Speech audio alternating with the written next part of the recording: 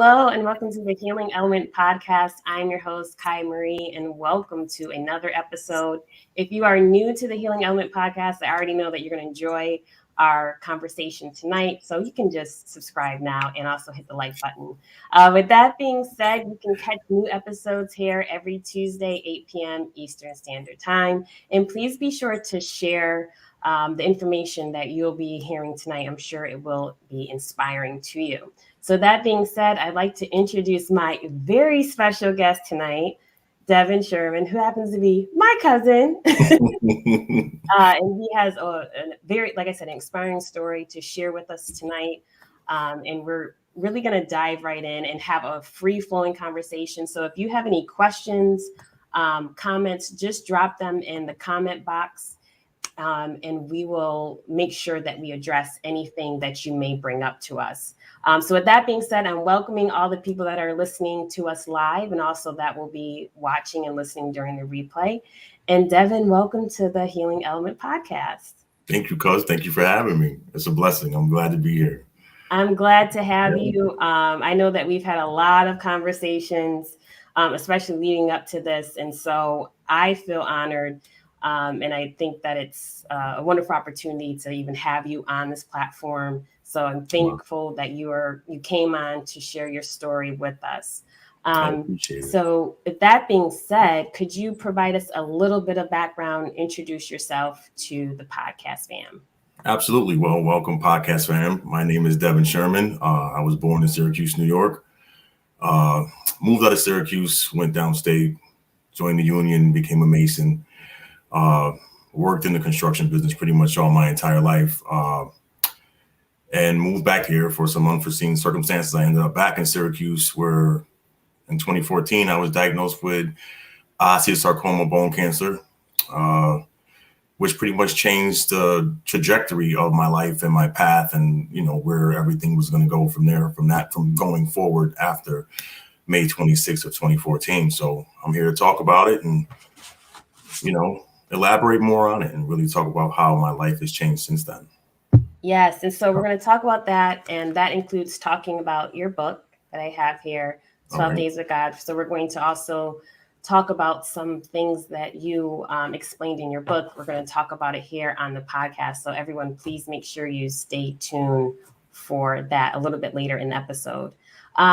So with that being said, Devin, can you share a little bit about kind of how did this come about with even going to the doctor, and then and how did that change you as far as once you did get that diagnosis? Can you walk us through those moments? Absolutely. Well, it was March 26th of 2014. It's actually my wedding anniversary. My wife and I, we were in New York City, and when we got back to Syracuse, I had noticed that there was a lump on the right side of my face. I thought I got stung by either a mosquito or some kind of sorry, 1 second. I didn't mean to do that. So I thought I actually got stung by some kind of a bug or spider bite. It wasn't causing me any pain, nothing of that sort. So what I did was I ended up going to urgent care. And upon going to urgent care, they took a CAT scan and they noticed that my entire cheekbone was almost eaten away. We didn't understand what was causing it. So we further met with the ear, nose, and throat doctors, and they sent me out for a biopsy. And we waited about a week later, and they had no answers for us. So they sent it down to New York City to get it diagnosed with a stronger team down there. And it came back as osteosarcoma, high-grade osteosarcoma bone cancer. Wow. So, and it definitely changed. Everyone, we watch movies, we read stories about people who get diagnosed, and you can see, the actors portray a certain way, a certain stare, a certain blank face until it happens to you. And I remember when the doctor came into the room and he told me the kind of cancer I had, the stare, that he had, he was trying to comfort me, but at the same time, I couldn't really hear anything because all I heard was cancer. And the world kind of stopped at that very moment. And I remember looking over, and my wife, the strong woman she was, or she is even now, I remember looking at her, and she tried to keep a face of strength for me as well, when I can tell it was bothering her. We had just gotten married 2 years prior to that. And I had a little 1-year-old daughter. So it definitely changed the way I saw life in that very second.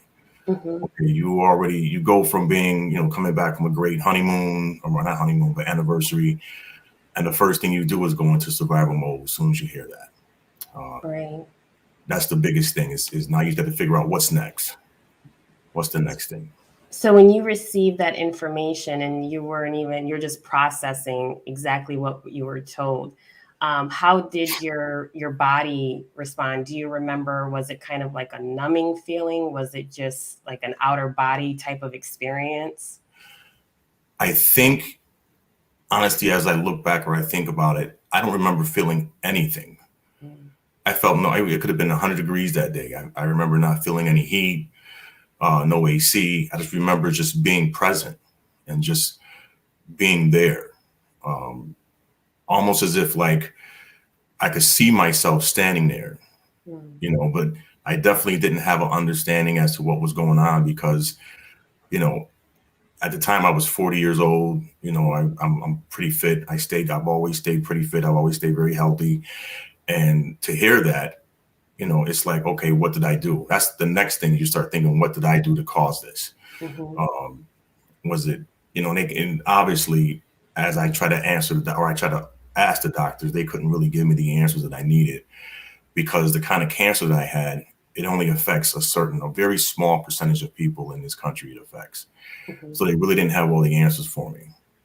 Right. And that's what you referenced in your book, that it's a very rare form of cancer. So in addition to receiving this information, then finding out it's rare, probably then all those questions surface even more about, so why me? Why is this happening to me? And within seconds, you start trying to pinpoint one particular moment, one particular situation, various places. Like I said, working in New York and working as a mason, all these different places I've worked, all these different tunnels I've been in and buildings I've been in, asbestos. Mm-hmm. Your mind starts going all over the place. But ultimately, you're only concerned about the fact that you have cancer. Right. Even though you try to think about where it came from, ultimately, you're like, okay, there's something in me that shouldn't be there. Mm-hmm. So the kind of person I am, I automatically go into this survival mode. So the first thing I said to the doctors was, okay, how do we fix it? Like, what do we do? What's the next step? We don't have to keep talking about it. Just tell me, how do we fix it? Right. And so, the person that we see in front of us today is someone that went through something that was very traumatic. So introduce us a little bit to the Devin before this happened, and then just how that changed you, having this life-changing experience to the person you are today. Okay. Well, where do I start?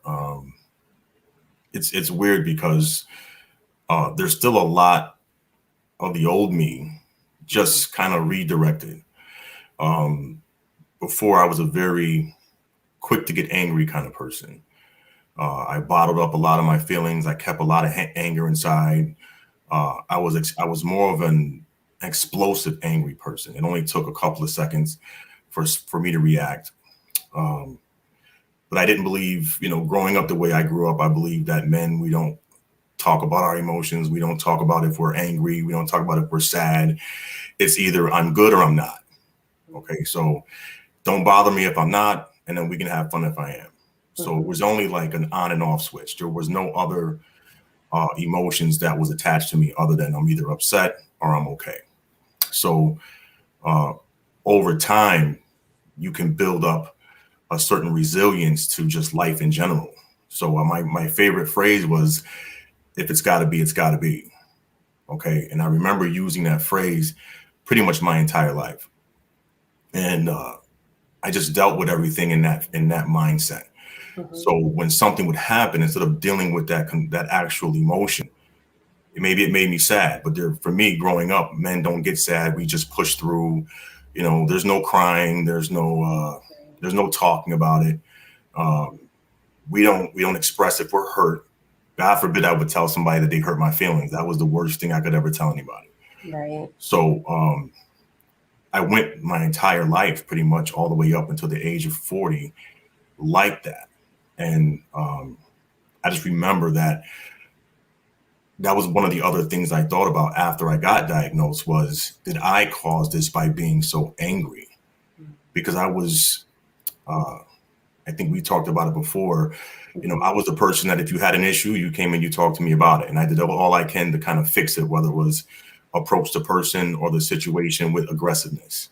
Right. That was I used it. I fueled it. I played football. I was angry playing football. So I would actually, you know, run the ball and go after people just to hit them because of how angry I was. And I remember just, you know, using that fuel to go to the gym, work out. You know, my workouts were very aggressive. Everything was I would push myself because I was so upset with, I don't even know what I was upset about. At that time, I had no clue what I was upset about. I just knew that I was always ready for something to happen, and I would always make sure I was the first one to do something about it. So, but if you look at where I am now, the change is that I just to interject on something, I actually went to therapy after I did my chemo and my surgery. I actually did almost a year of therapy. Therapist. And of course, you know, it's not for everybody. Some people don't feel comfortable talking in front of someone, but I had to do it. I was also requested. My wife told me I had to do it. It was just one of those things that you just have to do. Yeah. And one of the things we keyed on was the fact that when you get diagnosed, your entire life just kind of falls apart. You know, we referenced the fact that I'm a Mason. It's like a foundation. Everything just kind of fell apart. And now I take one block at a time and I kind of look at it. You know, is this something I want to keep? Why did I, you know, do I want to feel this emotion right now? Do I want to keep this memory? Why was I like that? You know, and now I kind of I evaluate everything now where I used to not evaluate anything. It was like, okay, let's get it done, whatever, and I'll make it happen. You know, now there's a lot of evaluating, there's a lot of thinking, a lot of time, a lot of downtime to think and process and really understand emotions like I didn't understand before, because, you know, men were made to be emotional. Right. That's what we do. We work, we go home, we don't talk about it. We can be sad, we could be hurt, but let's breeze through it and make it work for us. And that's pretty much how I grew up my entire life. So yeah, and I will say, like, now we're starting to see, at least in our community, we're starting to see more of this conversation about going to therapy, about mental health.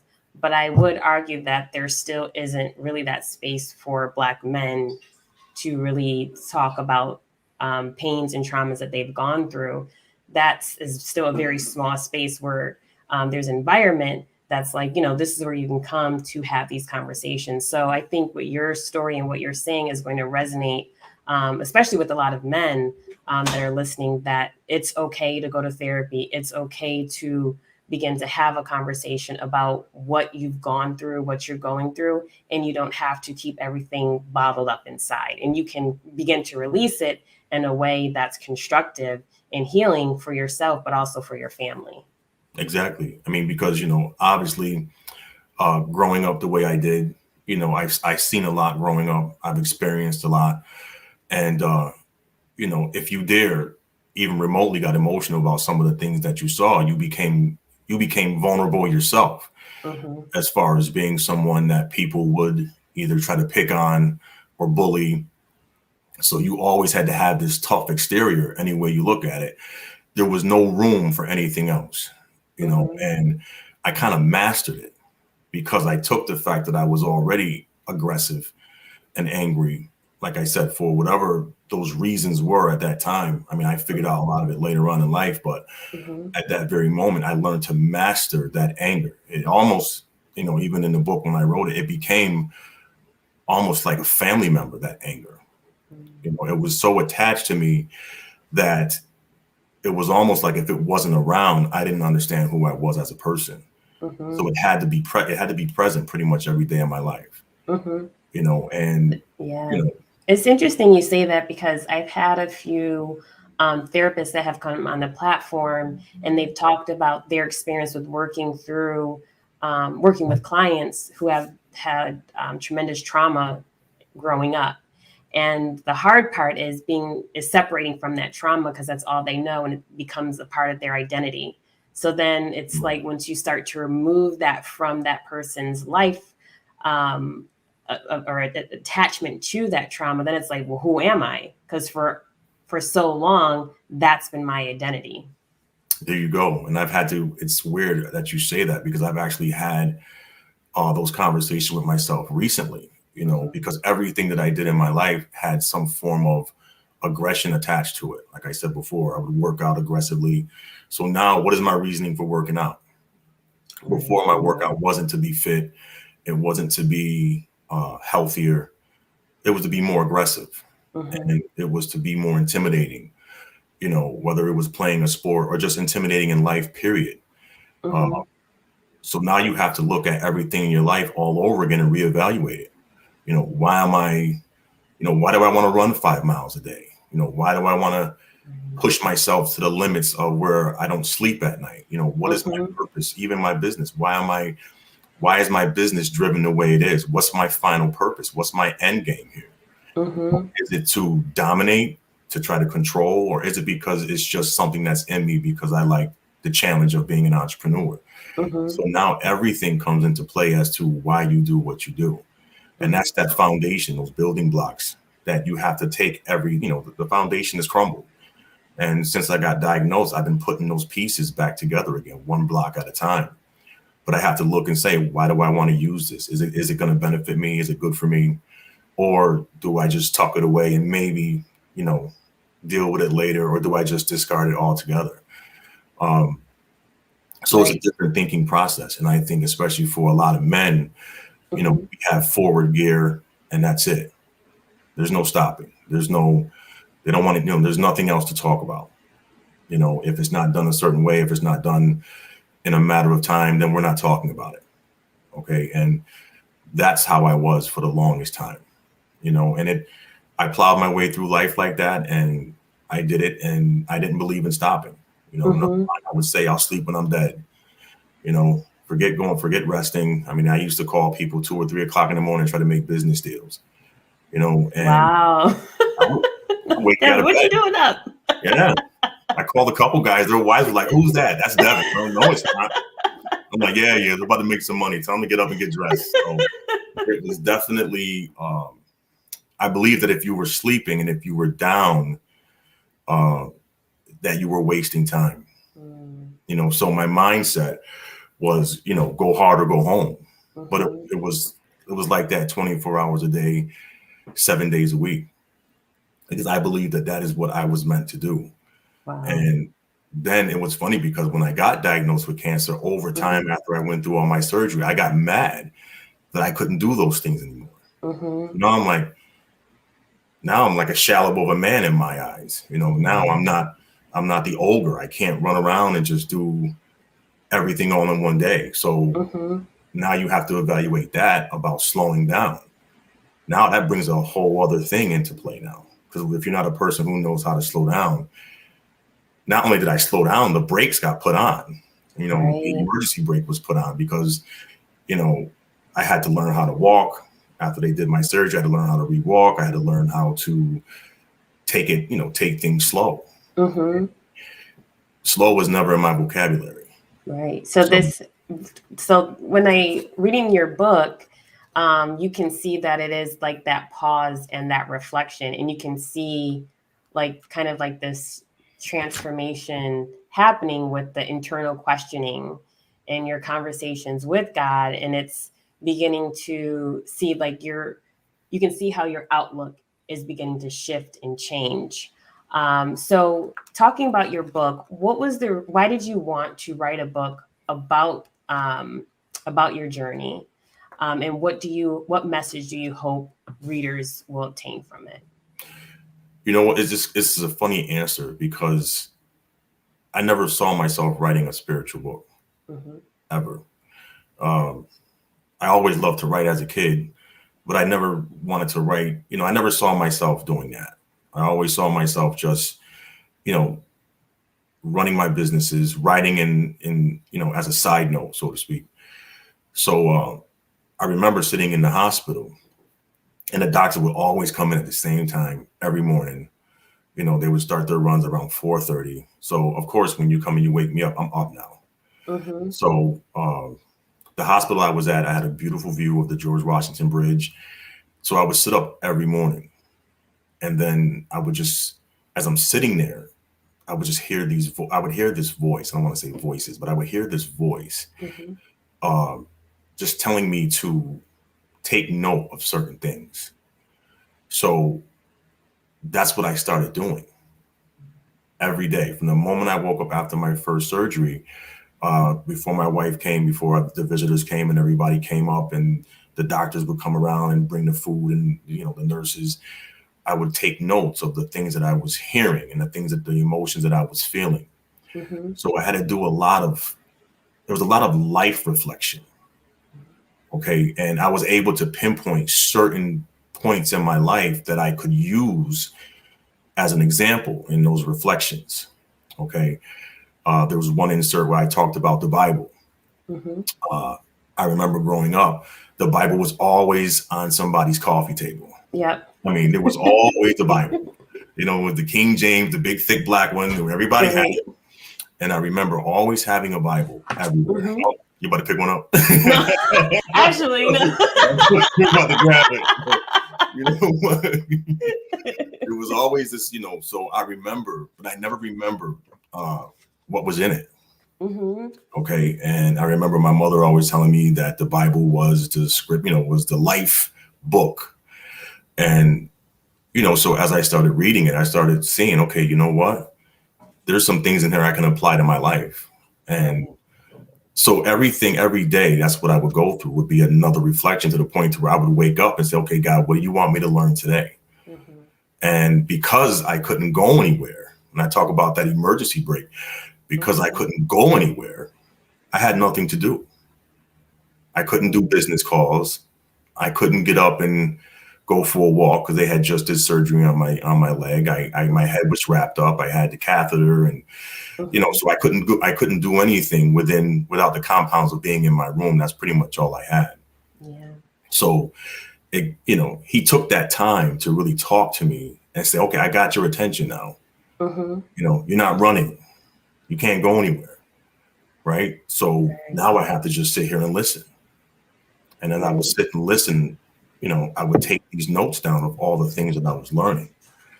So I actually pretty much wrote the book in the hospital, or at least the thoughts of the different things I was going to write about. Mm-hmm. I got every day I was there until the day I left was a different thing to focus that day on. So that's really what kept me going every single day. I mean, seeing family, loved ones, but I was always up early. And I would get up and, okay, what am I learning today? I would watch the sunrise. I would watch the sun go down. I couldn't leave the room. Mm-hmm. So what better place than the hospital for God to get my attention? And there's something so sacred about the early morning hours, like when you're seeing the sun rise, and it is early, but there is something sacred about that time. And I don't do it as much as I used to, but usually I would do my morning meditation, but I would do like a sunrise meditation. And that was just such a perfect time, just that quiet time before the emails, before a conversation with other people, basically before other people kind of pour into my spirit. I just had that sacred time with my creator. And so I can definitely understand what you're saying, like having that morning to yourself is such a special time, because you do get that information for the day, and also healing information as well. Right. It's always perfect to start off your day with a clear mind. Yes. So it's I try to do that now, even though right now it's coffee morning time. So I get a cup of coffee, and and that's but that's how I start my day. I take 20 minutes, 15 minutes, and I try to keep it quiet as possible. to be able to, just reflect on what I'm going to do. I mean, I run a very stressful business, but I try my best to not make it so stressful that it used to be. Mm-hmm. And that's just the way I do things now. So I take that time. You need it. Everyone needs it. You do. And I want to reference in your book where you're talking about faith, and it's the complete trust or confidence in someone or something. Mm-hmm. And so when reading this, it makes me think of you, who you're a doer, right? You're a person that gets things done. If Mm-hmm. someone's like, "Oh, Devin, I don't know if you can do this," like, okay, watch me. Like, I'm going to get this done. So to have this moment in which it's now trusting in something, like really trusting in something that is bigger than you, Mm-hmm. was that kind of like a humbling experience? Because if you're used to being like, go, do, I got to get this done, and then saying, okay, I now put my trust in you, God, versus I'm going to do it myself. What was that experience like? It's funny because I used to do this thing where I would barter with God. Mm-hmm. Okay, we had this really weird relationship. Okay, I will go hard until I couldn't go no more. Okay, God, get me out of this. I'll make sure I come to church. I'll make sure I do what I'm supposed to do. Mm-hmm. Then as soon as I get unstuck, I'm back at trying to make it work myself. Mm-hmm. And I did that for years. So when I had to trust, I had to trust God, not after my surgery, but Mm-hmm. before. Mm-hmm. Okay. I had doctors telling me I was going to lose an eye. I had doctors telling me they didn't know what kind of cancer I had. So there was a lot of what if moments. And, I had to be prepared for whatever news I got. Mm-hmm. But I remember God saying, it's going to be better than what you can expect, your outcome. Mm-hmm. So now I have to trust someone, with my life. Mm-hmm. We're not talking about trusting somebody to drive your car, somebody to watch your home. We're talking about somebody, this is a life or death situation. Mm-hmm. If I'm believing that you're steering me in this direction and I'm walking in those footsteps and meeting with these doctors that I believe you are anointing and appointing to me. Mm-hmm. And that's, as far as humbling, that's extremely humbling. Mm-hmm. Because I don't walk that way. Mm-hmm. Even on my Facebook page, my quote is, I make things happen and God backs me up. That's what I believe. I believe in, if a door is open or if it's closed, I'm going to break it open. But then there's moments where you realize that not everything in life is like that. Mm-hmm. Sometimes you have to put your faith and your trust, in God. And if it's not God for some people, you still have to be able to trust people with some things. You got to trust people with your heart, trust people with your emotions, trust people with your secrets. So you got to have these moments where you have to put your trust or your faith in something else. Whereas I wrote in the inserts in the beginning of my book that I lived in my own world, because the only person that was in that world was me. Mm-hmm. That was the safest place. I didn't trust anybody. Mm-hmm. Okay, let alone trusting God. I couldn't see him. Right. Can't see him. Been hearing about him all my life, but I can't see you. Mm-hmm. So, I'm gonna work this one out, God. I'm gonna handle this task. I'm gonna take care of it. When it could have been something different, Mm-hmm. whatever the outcome was, I was okay with it because I did it. Okay, whether it was a deal I made, I always felt like it could, people said, well, it could have been bigger if you had put God in it. Well, I made it happen. So I'll be okay with what I got. Mm-hmm. So that's how my life was for the longest time. So having to humble myself to be like, okay, God, I'm going to basically put my life in your hands. There's a peace that goes with it. And I remember the feeling I got with that was when they were walking me into the operating room. Mm-hmm. My first major surgery. I was going into the operating room, and I remember there was this uneasiness at first because I don't know what's going to happen when I go into the operating room. Right. And then a calm came over, and I heard, "Remember what I told you." And as I walked, I felt myself basically getting more and more relaxed as I got closer to that operating room. Mm-hmm. So, and I rest in that. To this day, I remember that peaceful feeling that I had when that happened. So it was definitely, all of this was really life altering, life changing, but it taught me a lot about the person that I knew I was not the person I was meant to be. Wow, powerful. You know what I mean? Yeah. Because I was speeding myself to a quick end. I'm talking, like I said, because I mean, I worked 7 days a week. My grandfather worked like that. Yeah, that's in the blood. In the blood. I mean, he lived right next door to me. He'd wake me up 4 o'clock in the morning. I had to be to work till 7. But I'm up. And I remember that we would work till 7, 8 o'clock at night. So, and that was every day. Yeah. And so I grew up thinking, this is what I have to do.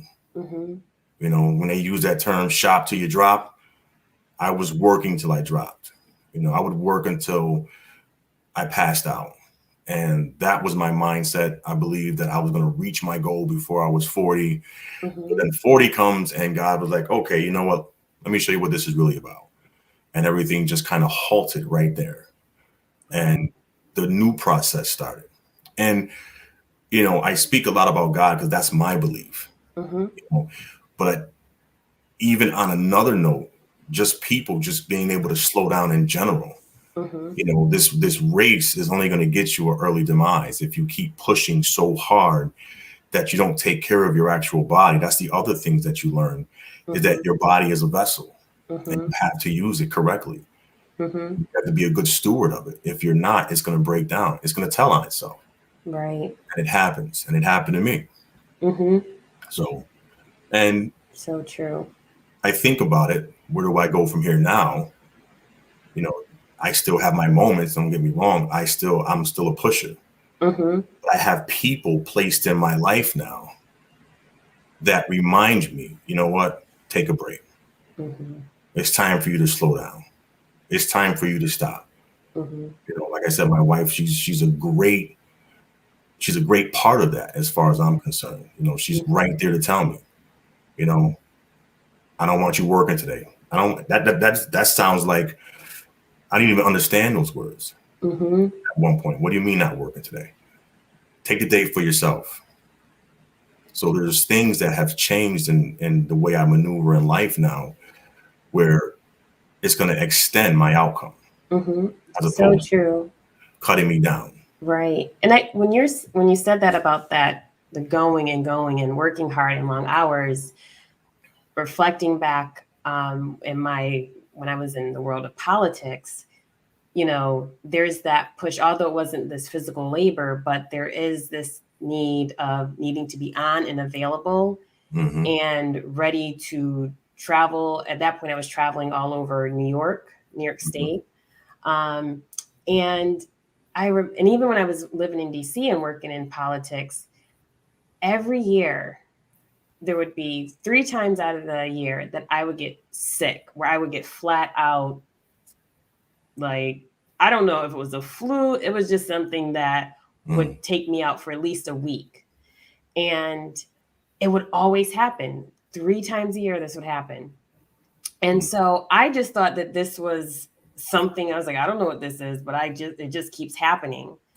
And so now that when I started to say, okay, I'm going to start setting up healthy boundaries with my work and my personal life, and I have to begin to realize that I cannot sleep with my phone next to me, because that's what I used to sleep with, the phone next to me, even if, because our body is sending us messages, right, when we need to rest. And when my body was kind of like telling me you need to rest, I would say, oh, I got to go harder, because my body's trying to stop me from doing whatever I need to do. And so I would go to work sick, except when I was getting like that major, I guess it was like the flu or something. But anyways, that would happen year after year after year. When I started setting up those healthy boundaries, do you know I stopped getting sick? Yeah, your immune system rebounded. I no longer no longer like passed out in the bed Mm-hmm. for a week with the temperature, with the headache and nausea and all that, not having any of those problems. And it was because that drive that keep going, the stress of it, not allowing my body to rest, not getting the proper nutrients. And that led to me constantly getting very sick throughout my career when I was in politics. And it did not stop until I started setting up those healthy boundaries. So what you're saying is so true. We have to really honor our temple. And I know it's easier said than done when you're used to just going and dragging your body, when your body's like, we tired. Be tired. It's like, Exactly. no, you're not. No, you're not. Right. You get some more coffee, get a Red Bull, Right. Whatever I need to keep pushing. Yes. And unfortunately, that is what's being sold. Yes. That's what's being pushed on society right now, is that you push until you can't push anymore. Right. And then when you can't push anymore, we're going to medicate you so that you can keep pushing. Mm-hmm. So it's systematic, and we have to be able to say, you know what, I'm not going to do that. Right. You have to be able to stop. You're going to get to your goal. Mm-hmm. My goal is in reach. I've acquired so much already. Mm-hmm. And of course, I believe that there's no end to what I do. I just find a new goal. Mm-hmm. But the way I get to it now, the path is completely different. There is no more of this goal until I'm exhausted beyond belief. Right. And there's going to be moments where you might not recover from that. Exactly. Those can be, and I believe that some of the things I experienced, even being diagnosed, was part of that push, because I didn't believe in stopping. I didn't believe in reflecting on emotional stress, physical stress, mental stress.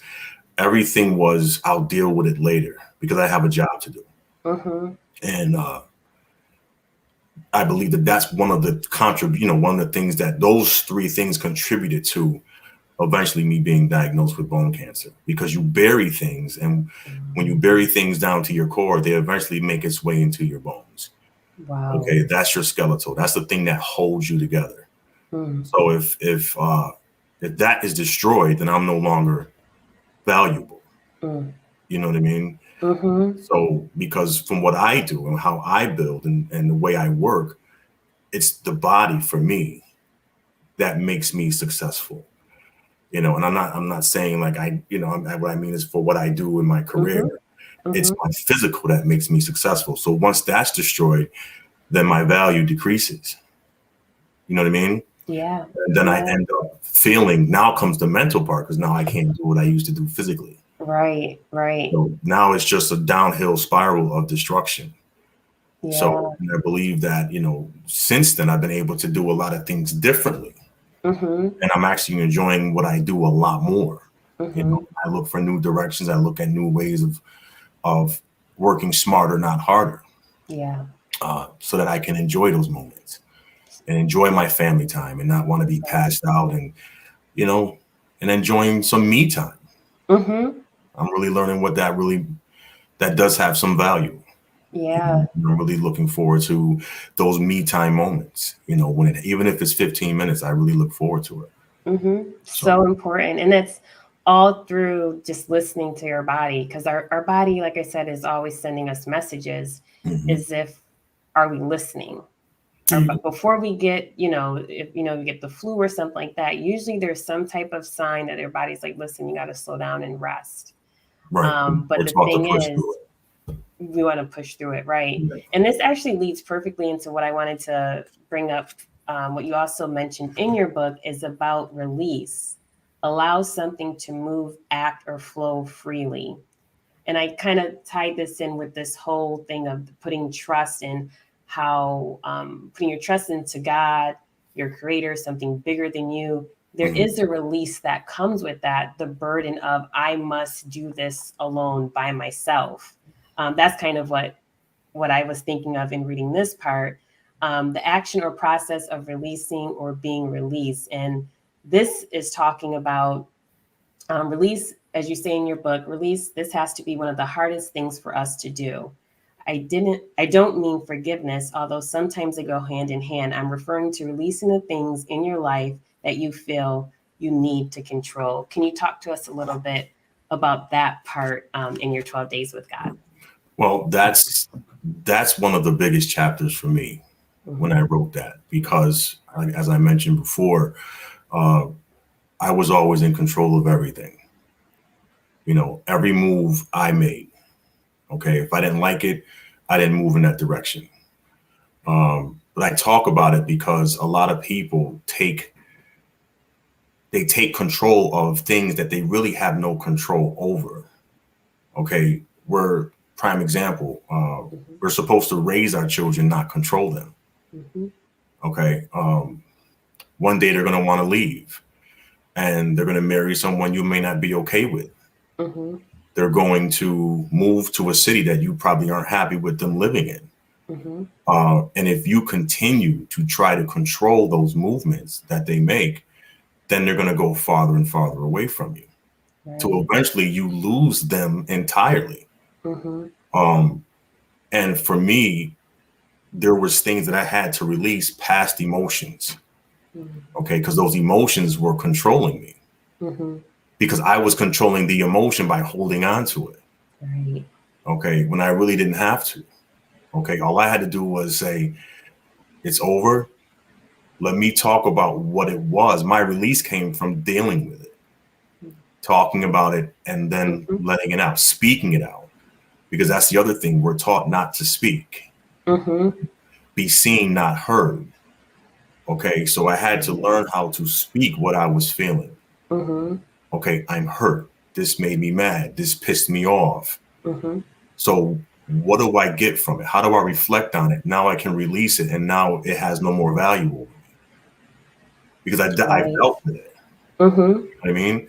I released control of it because I used to hold it. I used to hold anger inside, and after, like I said, after my therapy sessions and after a lot of soul searching and countless nights up, I started to realize why I was so angry. And, that's for another story down the road, but I found out why I was so angry. And through that, that anger became a part of me, but it also became a controlling part. Where I try to control everything else, because that's where my safe haven was. I can control all of my movements of everything and everyone around me, then I'm good. Okay. And like I said, when I used to call people, wake them up in the morning. You don't want to make money the way I want to make it. What's wrong with you? Oh, come on, Dev, I got to take my kids to school. Oh, they'll be okay. They'll be a little late, but I try to control things. But I realized that all it was doing was creating more of a problem for me. Because then if you didn't do what I needed you to do, now you became someone I didn't want to deal with anymore.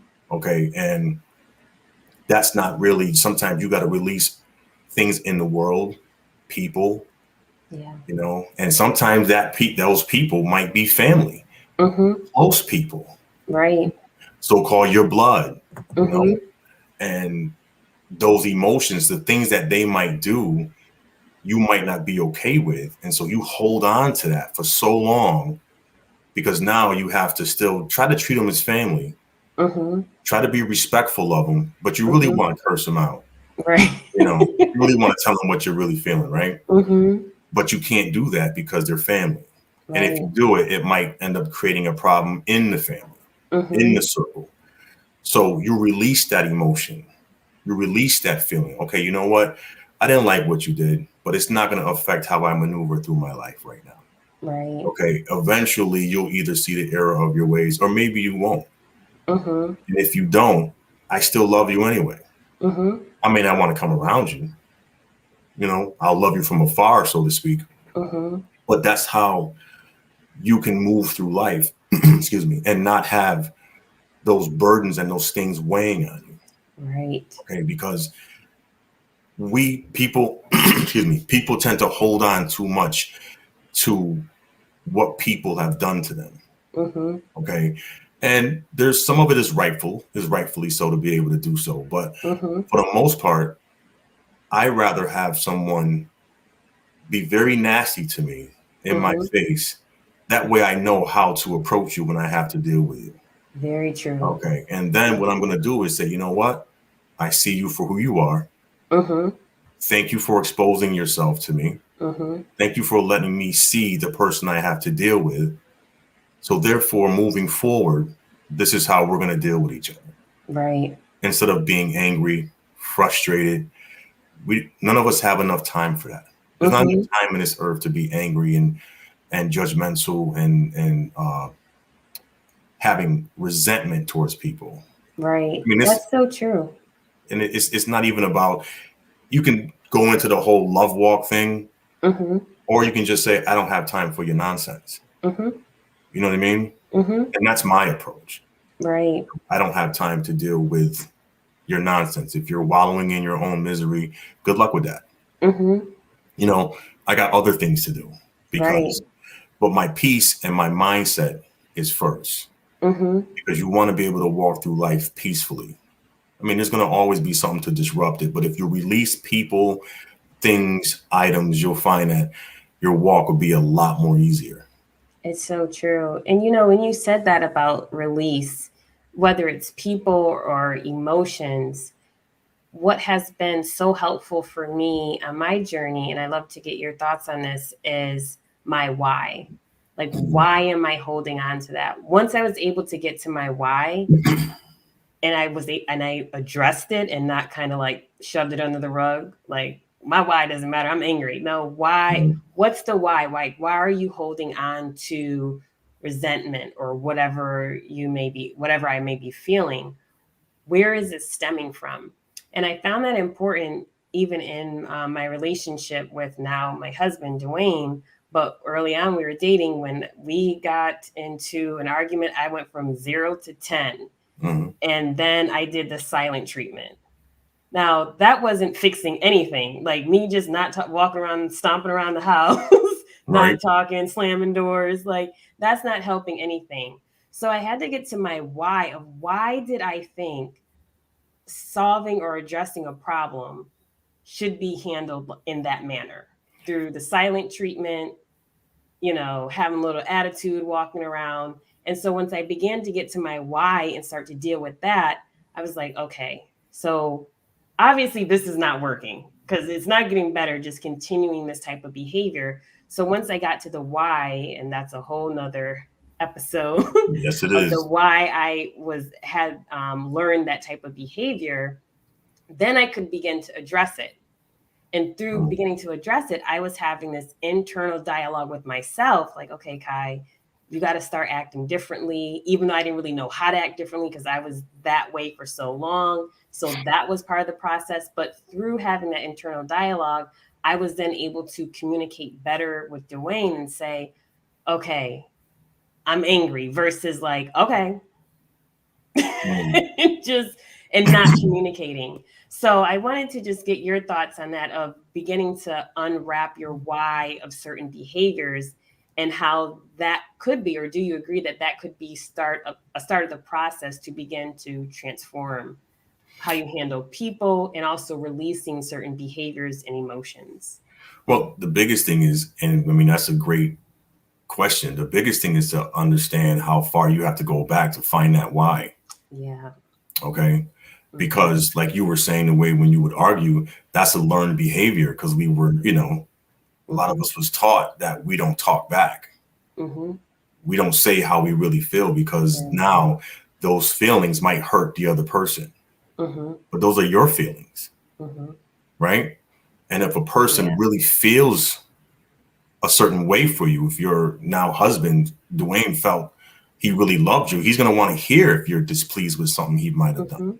Okay. Because that's what that's all about, communication. Right. But when you're taught not to speak, you know, or you hurt now it gets reversed. The way you're talking to me is hurting me. Now it's a whole other conversation. You know what I mean? Right. And so therefore we get quiet, because you don't want to hurt somebody's feelings. Or the number one thing is, I'm not talking about it. Your feelings don't matter. So this is what I said, and then that's it. So we go into hush mode. So then you bury it. And sometimes that starts from day one. Okay. Pacifying a child. You know, it's all of these things starts from I want peace, and if you're disrupting it, then we have nothing more to talk about. Mm-hmm. So you put your feelings under a rug. Okay. I was told that I'm very bold in how I speak. Okay. I'm very direct. Okay. And sometimes there's people who I know I can't be like that with. Mm-hmm. Okay. But I've learned that I'm going to say what I have to say, even if you don't like it. Mm-hmm. Okay. Because if you're a friend of mine, I don't talk to my friends a certain way. And if you know that you're my friend and you know that what I'm saying is better, is something I have to say to you. Mm-hmm. If you're a family member, I'm saying it in love. Okay. If you're a co-worker or someone who works for me, I'm saying it because I need something done. So there's a strength that comes with being able to say whatever you have to say when you have to say it. Mm-hmm. Okay. I teach my daughter now to say what you have to say. But the only issue is you have to learn how to say it. Right. You know what I mean? So when you talk Mm-hmm. about that why factor, not being able to speak and express how you feel is one of the biggest problems that we have right now. Mm-hmm. Oversensitivity. Mm-hmm. Okay. I might not like something that you do. And if I say I don't like what you're doing, doesn't mean I don't like you. Right. You know, because what you're doing might be violating my space or my Mm-hmm. mental capacity. Mm-hmm. So I don't like what you're doing. So stop it. Mm-hmm. So we have a right to say that. Right. Okay. But when you talk about it on a spiritual level, you say it in love. Mm-hmm. Okay. I've learned to watch how I speak. Not saying I won't speak. I'm just going to be careful how I say it to you. And if you choose to continue to make it about your feelings and your emotions, then again, I'm going to release you. Now you have to deal with it on your own. Mm-hmm. Okay. Because I didn't say anything negative. I didn't say anything out the way to you. I said it because it was in violation of something that maybe I didn't agree with. Mm-hmm. And you have a right to do so. So that's where I think mental health comes from. Yeah. Good mental health comes from being able to not be shushed or hushed. Mm-hmm. You know, if I have something to say to you, if you trust me, Mm-hmm. okay, the Mm-hmm. same way as a child is supposed to trust their parent, if you trust me as a family member, as a friend, then you have to believe that I'm not speaking to you in a negative way. Right. I'm just not okay with what you're doing. Mm-hmm. And that's the end of it. And if Yeah. you can't deal with that, then I guess the problem is you, not me. Mm-hmm. You know what I mean? Right. And Yeah. I'm going to be okay once I'm done with that conversation. Mm-hmm. Hopefully you will too. Right. And You know? that's a part of that communication is that it's a free flowing conversation between two people. Mhm. And that's what's needed for a healthy relationship. Exactly. And so if it's just kind of like a one-way conversation, you're getting shut down or hushed, then that's not healthy for either persons, I should Which say, turns into that are passive involved. aggressiveness. Yes. And that's what passive aggressive behavior is. Mm-hmm. Not being able to say what you really feel. So you act aggressively out of it until Mm-hmm. you get your way. Yes. And I'm not a believer in that. So Yeah. I have to say it. And I love that you have done so in your book. Thank you. For Thank you. anyone that is going through, even if you're not going through a challenging time, I think that, especially, I think we said it. I know that we were talking before we went live. So now I don't know if it was when we were live or before, but especially in light of everything that's going on right now, I think that your book will inspire people and cause people to think more about what's going on within them and also the world around them, their relationship with others. For example, when you talk about learning what unconditional love means, what is love and how do you show love? Like these are all concepts, if you will, that I think are important for us to begin to think about and reflect on, especially with everything's going on right now. So Devin, thank you so much for capturing your journey in this book. And I know we're starting to get close to the end of time, but your book has also turned into a movie. It did. So can you tell us a little bit? I don't think I gave you a heads up that I was going to mention this. Surprise! Oh, here we go. All right. Got me. But if it's all right, could you tell us a little bit about you transforming your book into a movie and just a little bit about the process of that? Well, it's funny because I figured, you know what, you write a book, the book was made to reach people. Mm-hmm. Okay. But what bigger platform? You know, it's not about money. You know, this was something that was done out of love and out of compassion to get people to see, for me, what God has done for me. Mm-hmm. And it was mainly to get a platform where it would reach tons of people. Mm-hmm. And it's so funny, every now and then I get a Facebook message and somebody, and I don't friend anybody, but, you know, I read, you know, I either read your book or I watched a movie. You know, my wife or my son, somebody was diagnosed with cancer, and it was very inspirational. That's the purpose of all of this, mm-hmm. is to tell people that by believing in, you know, for me, believing in God, mm-hmm. you know, the book is also for someone who wants to read and learn how to deal with certain things in their life. I mean, if you want to take God out of it, that's between you. Mm-hmm. You know, I can't tell you what to do. That's between the person that reads it. But there's things in there that you can use in your everyday life anyway. For sure. And when we did the movie, it was kind of to give more of a cinematic spin on what it was that God was doing or had done for me and for my family. And it was just another way, another platform to be able to reach more people, to get them to see, you know, if they want to call it miracles, you can call it a miracle. I call it my life journey. And it was a blessing to be able to do it. So wow, powerful story, powerful journey. And Devin, if people want to purchase your book, how can they do that? Oh, I self-publish, so it can go on through Lulu.com, or you can do Amazon. It's on Barnes and Noble's website. All they have to do is just Google it, and they'll find where to buy it. And if they want to see the movie, it's only on PureFlix right now. We're working on getting it into different platforms and different places, theaters and things like that. So that's still in the works on that. So yeah, but if they want, just Google the book. It'll pop up. But mainly right now through Amazon would probably be their best bet. Okay. And so I don't think it's in the description box now, but following this episode tonight, I will put the link so where you can purchase the book right in that description section. So that way you'll be able to click on that and purchase. So as we wind down, time just really flew by. Just it went. So I'm just so honored, thankful, grateful, because to have you on the platform, you are an inspiration to me and to our family. So thank you so much for all the work that you do for us. We, really appreciate it, giving you your roses now. So I appreciate you. I love you.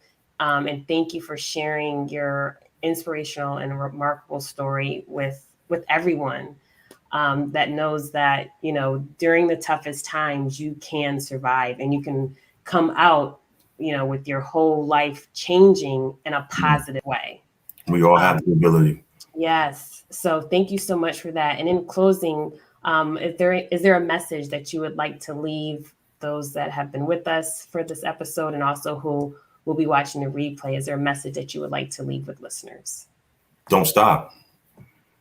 Never stop. There's always another day. There's always another tomorrow. So just don't stop. I truly believe that with every breath that's in you, you have the ability to change and redirect with every step and every breath of your life. So just don't stop. Wonderful. Thank you so much. Thank you, Cuz. And thank you, everyone that has been listening. If you joined us live, make sure, even if you didn't join us live, make sure you give this video a thumbs up. And please also share with,